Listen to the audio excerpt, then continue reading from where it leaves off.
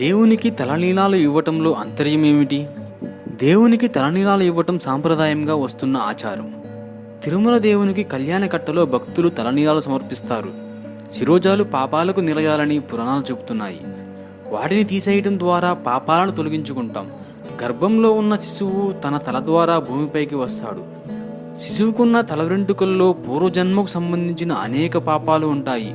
అందుకని చిన్న వయసులోనే కేశఖండన కార్యక్రమం నిర్వహిస్తారు.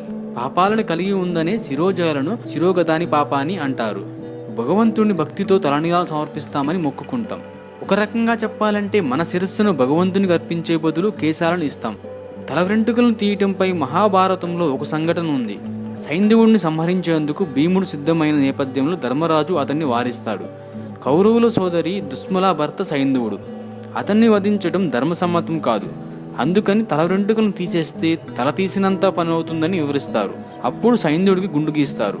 తిరుమలలో తల వెంట్రుకలు ఇచ్చే ప్రదేశాన్ని కళ్యాణకట్ట అంటారు. మన సంప్రదాయంలో ఎల్లప్పుడూ శుభాన్నే పలకాలని పెద్దలు అంటారు. అందుకని క్షౌరం అనే బదులు కళ్యాణం అని పలకాలని శాతనికుడు సూచించారు. దీంతో కళ్యాణం అనే మాట ప్రచారంలోకి వచ్చింది. కాలక్రమంలో కళ్యాణకట్టగా స్థిరపడింది. వేం అంటే పాపాలు, కట అంటే తొలగించేవాడు. అందుకనే తిరుమల శ్రీవాసుడిని కల్వ వెంకట నాయక్ అంటారు. కలియుగంలో పాపాలను తొలగించేది ఆ పురుషోత్తముడే. అందుకనే ఆయన సన్నిధానంలో శిరోజాలను సమర్పించడానికి అంత ప్రాముఖ్యత లభించింది. ఇలాంటి మరిన్ని ఆసక్తికర విషయాల కోసం ఛానల్ని సబ్స్క్రైబ్ చేసుకోండి.